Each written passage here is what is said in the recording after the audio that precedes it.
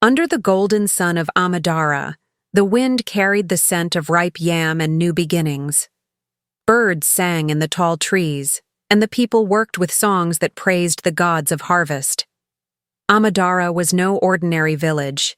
It was a place where truth walked in daylight and lies hid in the shadows. The elders often said, "Truth is the seed the gods water most." Every hut in Amadara seemed alive with laughter and harmony, for the people believed that when a man spoke truth, his crops grew taller and his home stayed warm. The land itself thrived under that sacred vow, a vow older than memory. But even in a village so pure, the gods would soon test the hearts of its people. At the far end of the village, where the road turned into red dust, stood a small clay house. It belonged to Obi, a carpenter whose hands once shaped the finest stools, cradles, and doors in Amadara. His wife, Adana, had a laugh that once lit up the evenings. Their home used to ring with joy, with the soft sound of flutes and the smell of roasted maize drifting through the air. But now, the songs had faded. The flutes lay untouched. Silence hung over their courtyard like cobwebs over an old shrine. Obi sat outside his workshop, his eyes fixed on a half-carved cradle, a cradle that would never hold his own child. His chisel moved, but his heart did not. He carved beauty for others, but could no longer touch his wife with love. Inside, Adana folded and refolded her wrappers, her fingers trembling. She looked at Obi through the doorway, her voice barely a whisper. "Obi," she said, "you have stopped speaking to me." He did not lift his head. "What should I say, Adana? The gods have spoken already." Her lips parted, but no words came. She turned away before he could see the tears falling into the clay bowl beside her. Adana was known in Amadara for her grace. Her smile could ease the market quarrels between traders and bring laughter to children fighting over mangoes. But beneath that smile lived a sorrow she carried like a stone in her chest. 3 years had passed since her wedding day, and her womb remained empty. Every planting season, when other women tied beads around their swollen bellies, Adana wrapped bright cloths around her waist to hide her shame. In the market, she could feel their whispers brush against her like cold wind. "The gods have closed her womb," one woman said. "Maybe she angered Ayla," another added, her voice sharp as a blade, but Adana did not reply. She only smiled and carried her calabash higher, though her eyes burned.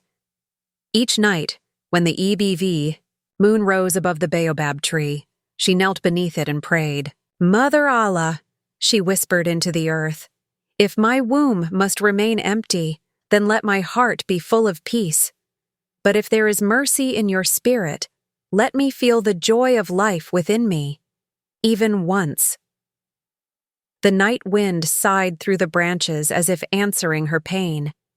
And there, beneath the ancient tree, Adana's tears soaked into the soil of Amadara, soil where truth had always lived. But soon, her longing would grow into something dangerous, something that would test not just her faith, but the very soul of her marriage. The morning sun rose slow and heavy over Amadara, bathing the huts in gold. But inside Obi's compound, the air was thick with bitterness. From the doorway, Mama Obi's voice carried like a sharp blade cutting through the quiet. Her wrapper was tied high, her face set like stone, and her words came with the weight of generations. "A woman who cannot bear fruit," she said, her eyes fixed on Adana, "should not shade a man from those who can." Adana's heart twisted in her chest. She stood near the hearth, her hands trembling as she stirred the soup that had already gone cold. "Mama," she whispered, "the gods give children in their own time." Mama Obi clicked her tongue. "The gods help those who do not hide behind excuses. My son is wasting his youth on barren soil. Obi needs heirs, not pity." Adana lowered her gaze, fighting back tears that burned like salt. The words sank deep, louder than the crackling fire beside her. Obi sat silent in the corner, his face shadowed. He wanted to speak, to defend his wife, but his mother's presence was like iron, unbending, unyielding. "Mama," he said softly, "please, enough." She turned to him with a frown. "Enough? When will you wake up, my son? A man's name must live after him. Do you wish your father's line to die in silence?" Her words echoed through the small clay room. Adana felt her world shrink, her heart closing in on itself. That night, when the house fell quiet, she cried into her hands until sleep found her. Outside, the crickets sang, but their song felt like mockery, a melody for her emptiness. As days passed, Obi began to spend longer hours at his workshop. The sound of his chisel became his refuge, steady, rhythmic, and distant. The smell of wood shavings filled the air, but the warmth in his home had turned to dust. Each evening, Adana waited at the doorway, her eyes tracing the path that led from the village square. When Obi finally returned, his greetings were short, his gaze avoiding hers. The meals they shared were filled with silence.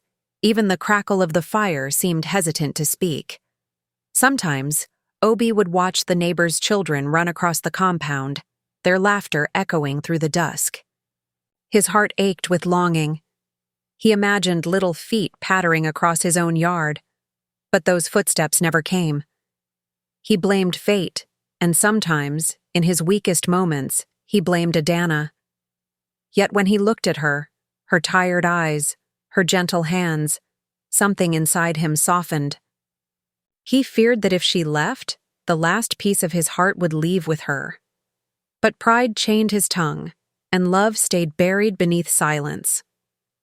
One evening, as the red sun dipped behind the baobab trees, a figure appeared at the edge of their compound. Dibia Ozo, the old seer of Amadara. His steps were slow, his hair white as moonlight, his blind eyes clouded but searching. He stopped near the gate and turned his face toward Adana, who was sweeping the yard. The air seemed to hold its breath. "Daughter of the earth," he said, in a trembling voice, "the gods do not sleep when hearts pretend to be full." Adana froze, the broom slipping from her hands. "Baba Ozo," she whispered, "what do you mean?" But the seer only smiled faintly. "A lie planted in sorrow will grow into a storm. Be careful which seeds you water." Before she could, "Ask more." He turned and walked away, his staff tapping softly against the ground. Adana stood still long after he was gone, her mind echoing with his words. The wind rustled through the leaves, whispering secrets she could not yet understand. She felt a chill crawl up her spine, as if the gods themselves had begun to stir, watching, waiting. That night, she lay awake beside Obi, listening to the rhythm of his breath. The seer's voice haunted her, weaving through her thoughts like smoke. And as the moonlight fell across her face, one question took root in her heart, a question that would soon lead her down a path of deception, pain, and divine judgment. The moon hung high over Amadara that night, round and pale like a watching eye. The village slept beneath its silver glow, but in Obi's compound, only Adana sat awake. The fire before her had burned low, its embers breathing faintly like a dying heart. She hugged her knees close, the night air cool against her skin. In the silence, the words of Dibia Ozo echoed through her mind. "The gods do not sleep when hearts pretend to be full." She looked toward the sleeping room where Obi lay, turned away from her as always. There was a time he used to whisper stories to her under the stars. Now, his silence was louder than thunder. Adana's heart ached as she whispered to the flames, "How do I make him love me again?" No answer came, only the sound of the wind sighing through the trees. Then, like a seed falling into dark soil, a thought took root in her mind. Small, dangerous, whispering, "If I cannot birth life, I will birth hope, even if it is a lie." Her breath trembled as she said it aloud, as though testing its weight. "A lie that saves love. Is it still a sin?" The fire crackled once, throwing sparks into the air. as if the spirits themselves had heard her. Tears welled in her eyes, glistening in the moonlight. She rose slowly, her shadow stretching long across the courtyard. Her hands touched her stomach gently, empty, but soon to be full of pretense. "Forgive me, Ayla," she whispered, looking up at the sky. "I only wish to keep my home." The night swallowed her words, and the moonlight seemed to dim. Somewhere, in the forest beyond, a lone owl cried. The kind of cry the elders said carried messages between the living and the gods. By dawn, Adana's decision was made, and the gods had heard. Morning came soft and golden. The roosters crowed, the drums of daily life began to beat, and Amadara stirred awake. Adana tied a bright scarf around her waist, tighter than usual, and began to walk with the careful steps of an expecting mother. At the market, the women gathered like a flock of birds, their chatter loud and curious. "Adana, you glow like the morning sun," one said with delight. Another clapped her hands. I knew it! The gods have opened her womb." Adana smiled shyly, resting her palm on her belly. The lie tasted sweet and bitter at once. "It is still early," she murmured. "Pray for me, my sisters." By sunset, the whole village knew. Joy spread through the air like the scent of fresh rain. Drums sounded in celebration. Women ululated. Even Mama Obi, whose tongue was sharp as a blade, danced outside her hut, laughing for the first time in years. "Did I not tell you?" she shouted to the neighbors. "My son's patience has been rewarded. The gods have remembered our house." When Obi returned home, his face was bright with surprise. "Adana, is it true?" She nodded, smiling through tears that burned her eyes. He took her hand gently, the warmth of his touch returning after months of coldness. "The gods have shown us mercy," he whispered. That night, laughter returned to their home. For the first time in years, the air felt alive again. But deep within the forest, the old shrine of Allah glowed faintly. The wind shifted, carrying a whisper that only the trees understood, a warning that lies born under moonlight never stay buried for long. Days turned into weeks. Adana's lie began to breathe, to walk, to grow with her. She moved carefully now, hands often resting protectively over her belly. She ate more, rested often, and wrapped herself in bright, flowing wrappers that made her appear fuller. Her neighbors praised her. "Adana shines like a woman favored by the gods." Mama Obi began to bring her soup and herbs, her harsh eyes softening. "You see, my daughter," she said one morning, "when a woman's heart is patient, even the gods take notice." Adana smiled faintly, her heart twisting. The same woman who once cursed her now spoke to her with kindness, all because of a lie wrapped in cloth. At night, she would stand before the mirror, tracing her reflection. "Just a little longer," she whispered to herself. When love returns, the truth will not matter. But each time she said it, her chest felt heavier. Sometimes, when the wind blew through the window, she thought she heard a baby crying, soft, distant, fading. And when she passed near the shrine of Allah, the candles there flickered, as if the goddess herself was watching. Adana's smile became her armor, her laughter her disguise.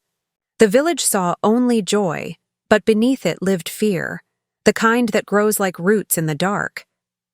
She was no longer sure if she was lying to her husband, to her people, or to her own soul. The drums of Amadara beat like thunder that morning, echoing across the hills and through every heart. Women wrapped in bright wrappers sang songs of joy, their voices rising and falling like waves in the wind. They came carrying baskets, some with ripe yams, others with palm oil and kola nuts, offerings for the woman they now called the Blessed One. "Adana, your womb is finally awake," shouted Mama Nkechi, her laughter shaking her shoulders. "The gods have remembered your home." Adana smiled, her hands resting gently over the empty space beneath her wrapper. "Yes, Mama, the gods are kind," she whispered, her voice trembling like the leaves of the pawpaw tree. The courtyard smelled of roasted maize and roasted goat meat. Children danced barefoot on the red earth. Even the air felt lighter. For the first time in years, Obi's home was full of light and laughter. Obi watched his wife from a distance, his face soft with pride. He hadn't smiled this freely since the day they first married. "Adana," he said as he approached, "you have brought peace back to this house. I thank the gods for you." But Adana's heart beat painfully beneath her chest. Every cheer from the villagers pierced her like a thorn. She looked around, at the dancing, the smiles, the women singing her name, and guilt rose in her throat like smoke. Her lie had grown legs. It now danced among her people, laughing louder than truth ever could. As the drums grew wilder, she forced another smile. If happiness is a lie, she thought, then let it live, even if it kills me. Yet somewhere beyond the hills, where the forest met the sky, the gods of Amadara watched silently, for even in laughter, they could smell deceit carried on the wind. Obi's laughter filled the courtyard like sunlight breaking through rain. For weeks, his hands had not stopped carving, tiny wooden toys shaped like animals, drums, and spears. Each night, he sat by the fire, humming old lullabies to the unborn child he believed was coming. "Look, Adana," he said proudly one evening, holding up a small wooden lion. "This one is for our son. He must be brave, like his father." Adana forced a smile, her throat tight. "And what if it's a girl?" she asked softly. "Then she will be fierce like her mother." Obi laughed, touching her cheek. "Mother of my blood, my joy has returned because of you." The words pierced Adana's heart. Every laugh from Obi, every glance of love, felt like a blessing built on stolen truth. At night, she watched him sleep. Peaceful, untroubled, dreaming of a child that would never come. Her hands trembled as she touched her stomach. "Forgive me," she whispered to the gods. "I only wanted him to smile again." But in the silence of the night, the wind outside seemed to whisper back, carrying a warning she could not ignore. Lies, like seeds, always grow into something. The fire burned low, and though Obi's laughter still echoed faintly through the walls, Adana's heart carried the weight of a storm that had only just begun. The wind rose without warning. Palm trees bent as if bowing to unseen power, and thunder rolled across Amadara like the growl of an angry god. The sky tore open, spilling sheets of rain that beat against every roof and heart in the village. Adana woke with a start, her name echoing through the storm. "Adana!" The voice was neither man nor woman. It came from everywhere, carried on the wind. Her body trembled. She stumbled toward the small mirror on her wall, the one Obi had carved for her on their wedding day. But the face that stared back was not her own. In her reflection, she was cradling a child, a baby made of gray smoke, its eyes glowing faint red, flickering like dying embers. Adana gasped, stepping back. "No, no, please no," she whispered, clutching her chest. The smoky child reached out a tiny hand, its touch cold and hollow, and called softly, "Mama." She screamed. The mirror fell and shattered, scattering 100 glittering pieces across the floor. In each shard, she saw the same thing. Not her face, but the crying face of a child. The air turned heavy, charged with something not of this world. Outside, lightning struck the sacred tree near Allah's shrine. The ground trembled. The villagers woke, whispering prayers. The storm raged on, as if the heavens themselves were tearing apart. And somewhere, between thunder and wind, a divine voice murmured, "The earth does not forget deceit."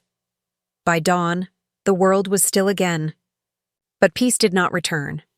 The air felt wrong, thick, tense, as though the gods still watched from behind the clouds. The villagers gathered at the well, speaking in hushed tones. "That storm," one woman said, "was Allah's anger. Someone has offended the goddess." Inside her hut, Adana sat before the broken mirror, eyes hollow, lips pale. When she touched her belly, she froze.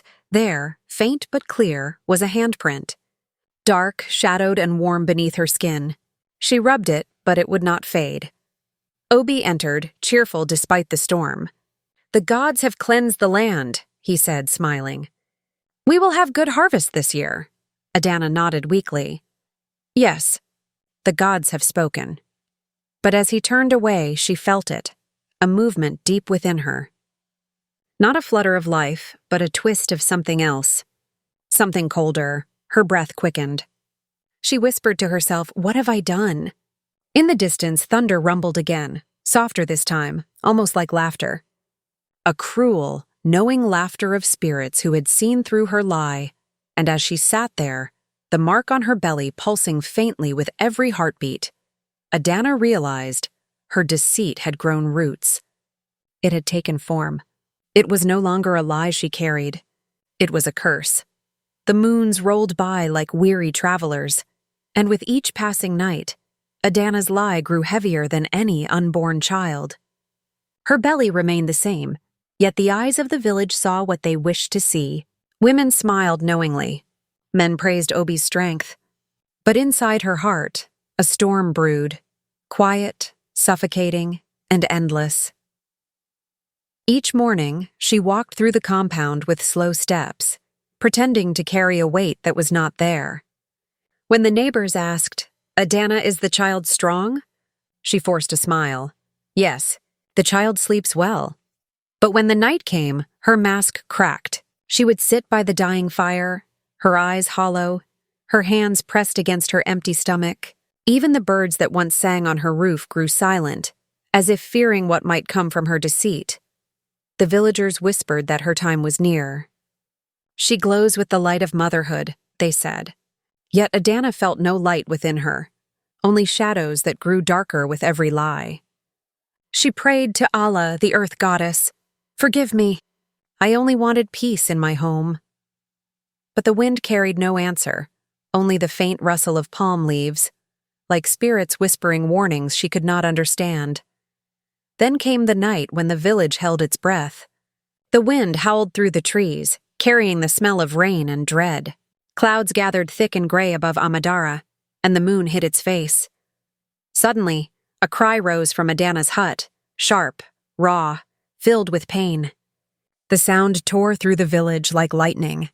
Women dropped their calabashes and ran, clutching sacred leaves, calling, "She is in labor!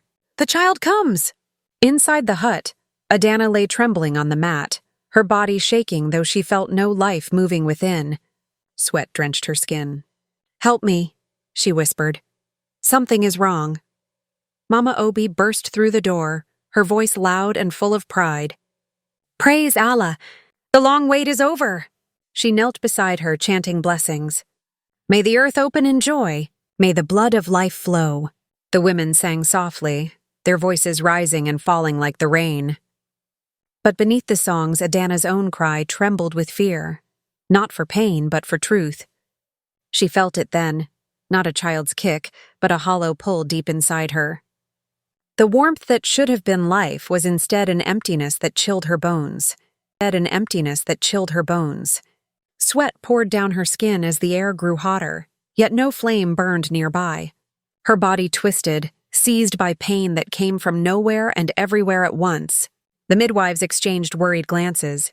One whispered, "This is not labor. This is something else." Adana's nails dug into the mat. "Help me!"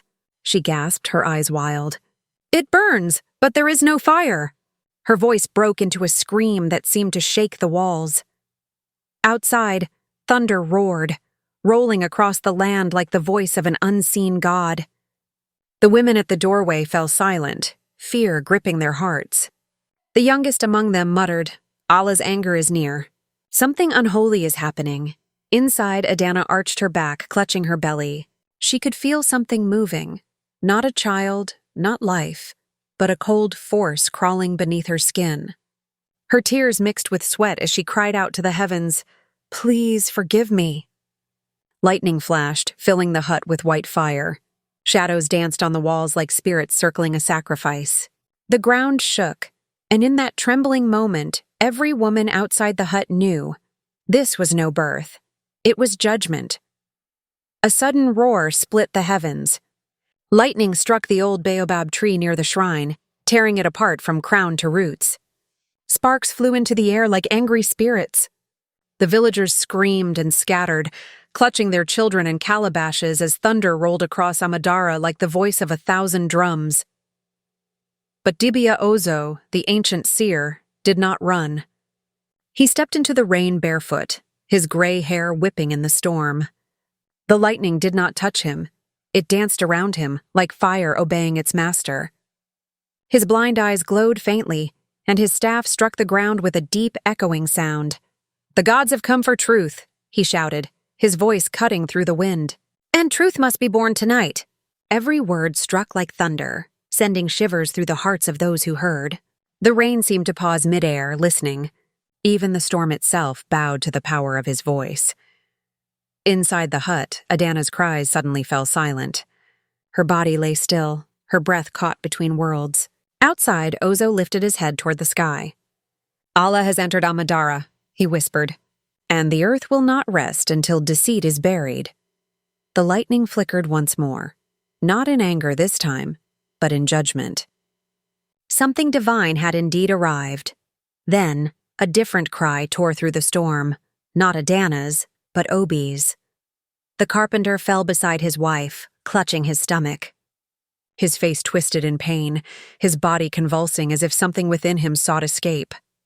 "Obi! What is it?" A man shouted, rushing forward, but froze in horror.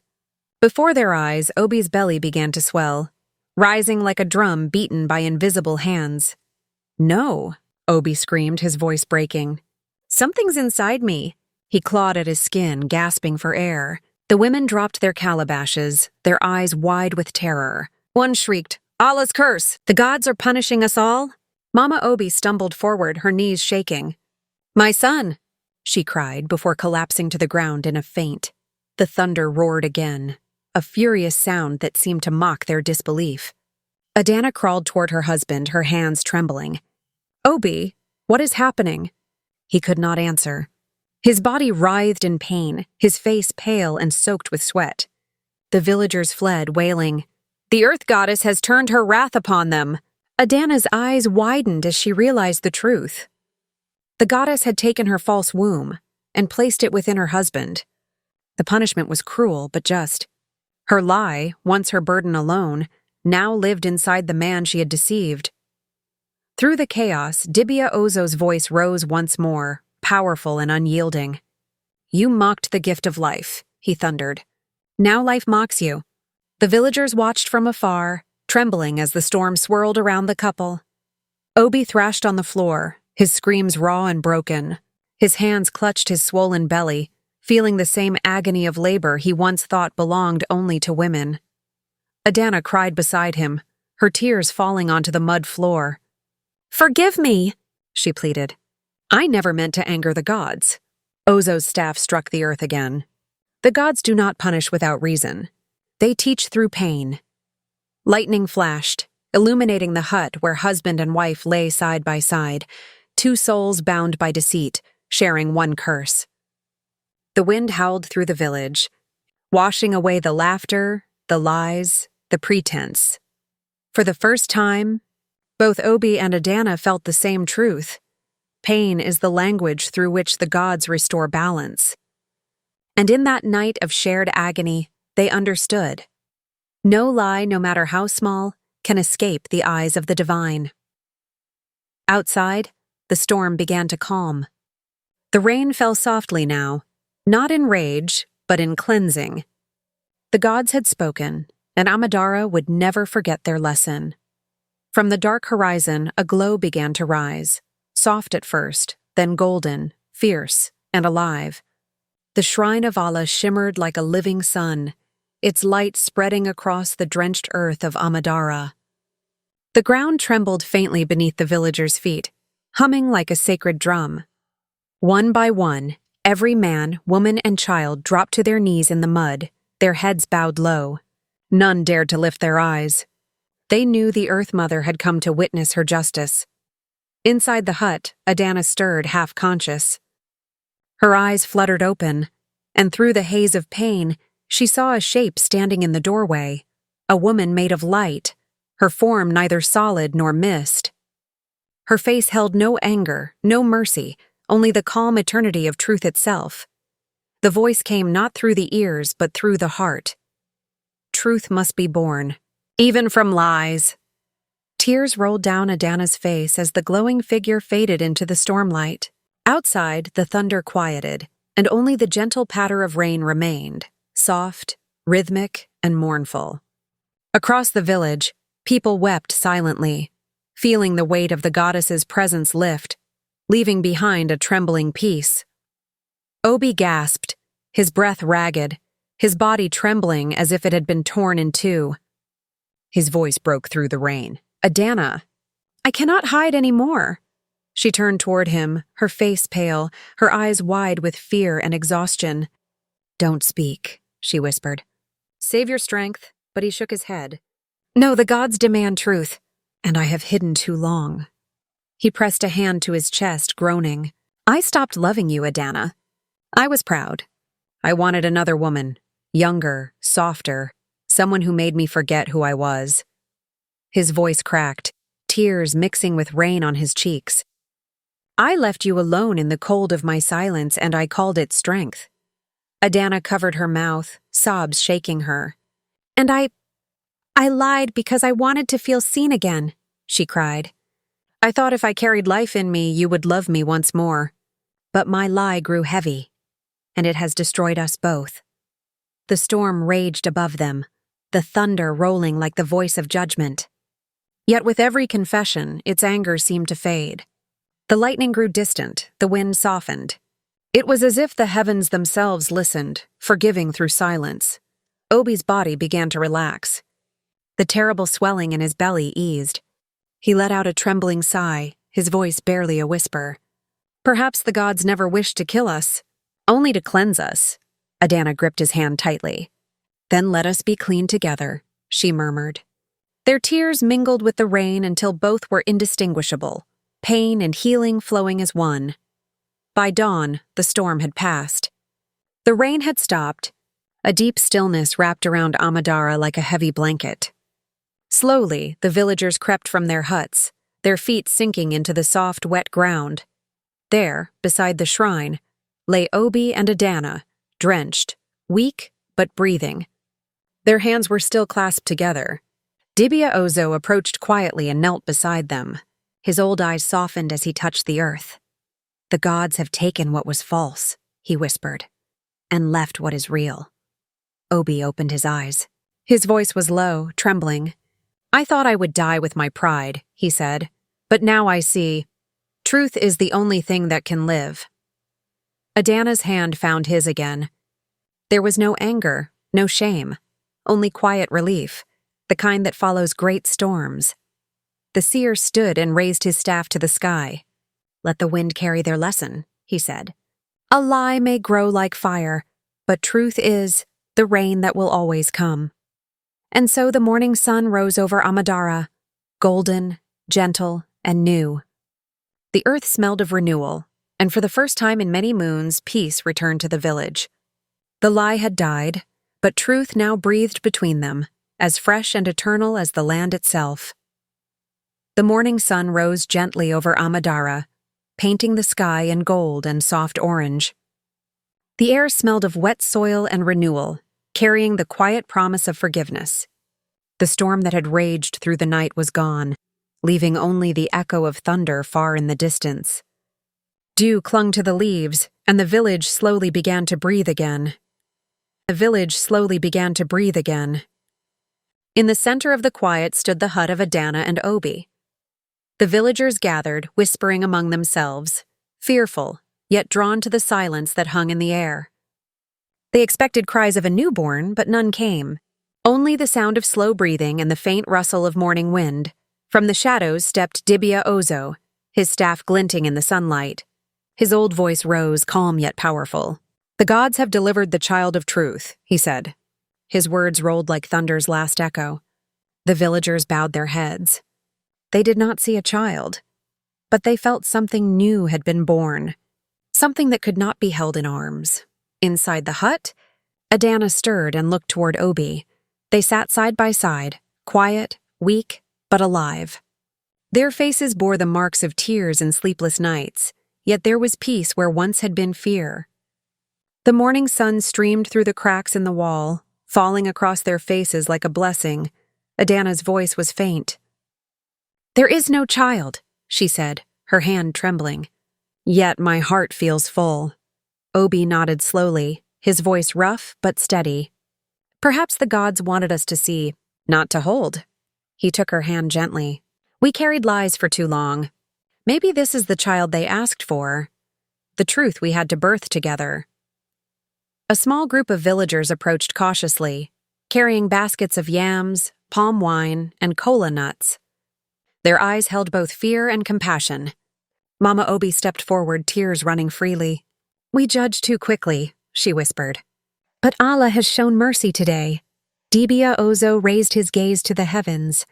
"Even the gods can forgive," he said softly, "when mortals learn humility." His words drifted through the air like incense, wrapping around the people's hearts. At that moment, a single white dove descended from the sky. It landed gently on Adana's shoulder. She gasped softly, her lips trembling. The villagers fell to their knees, murmuring prayers. "Allah has accepted their repentance," someone whispered. "The earth is at peace again." Obi looked at the dove, then at Adana. For the first time in years, his eyes softened. "We may not have birthed a child," he said, "but we have birthed something greater, the truth that will keep us alive." Adana smiled faintly, tears glistening like morning dew. "Then let that be enough," she said. The sun climbed higher, burning away the last traces of storm clouds. The earth glowed warm beneath their feet. The villagers began to sing softly, not a song of mourning, but of gratitude. The curse had lifted.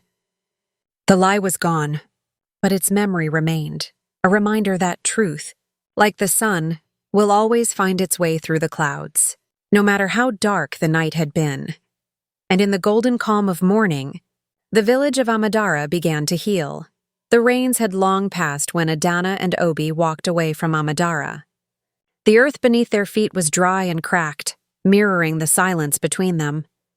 They carried no load on their heads, only the weight of memory. Their eyes, once filled with pride and argument, now held the quiet sadness of those who had faced the gods and lived to tell it. They moved from one village to another, offering their hands where help was needed. On distant farms, they bent their backs beneath the sun, weeding yam fields and carrying water. The people who saw them never mocked. They only whispered, "Those are the ones who met Allah's wrath and still breathe." At night, around fires, others laughed and told stories. But Adana and Obi sat apart, their silence louder than any tale. They no longer called each other husband and wife. They were simply two souls walking side by side, bound not by love, but by repentance. One day, while resting beneath a tree, Obi spoke softly. "Perhaps this is how we serve our punishment, not through pain, but through living." Adana nodded slowly, her voice almost a whisper. "And maybe through silence, we will find peace." Seasons came and went. The fields they once worked grew tall, and their hair began to silver. One morning, as the sun rose soft and golden, the couple returned to Amadara. They walked hand in hand through the familiar paths, the smell of palm oil and roasted maize thick in the air. Villagers gathered at a distance, their eyes filled with mixed emotions, pity, curiosity, and awe. But Adana and Obi carried no shame in their steps. Their faces glowed with a calm that came from surrender, from learning that peace is born only after truth. Without a word, they rebuilt their hut with their own hands. The same walls that had once held lies now shaped with honest labor. Beside it, they planted a small tree. "Let this one grow with truth in its roots," Obi said, pressing the soil down with trembling hands. Time passed, and laughter began to rise again from their yard. Not from their own children, but from orphaned ones who had no parents to sing them lullabies. Adana gathered them under the shade of the tree, feeding them from her own bowl, teaching them songs that spoke of gratitude and light. "Sing, my children," she would say, her smile warm and tired. "For truth, once spoken, feeds the soul better than any meal. Obi, sitting nearby, would nod and hum along, his voice deep and gentle. Together they became known across Amadara as the parents of many. Their hut, once a place of curse, became a refuge for the lost and hungry. Years passed, and the tree they had planted grew strong and wide, its branches spreading like open arms. The children named it Allah's tree. Beneath its shade they played, sang, and listened to the stories told by the couple who had learned the hard way what truth meant. Some said the fruits of the tree never rotted, even in the hottest dry season.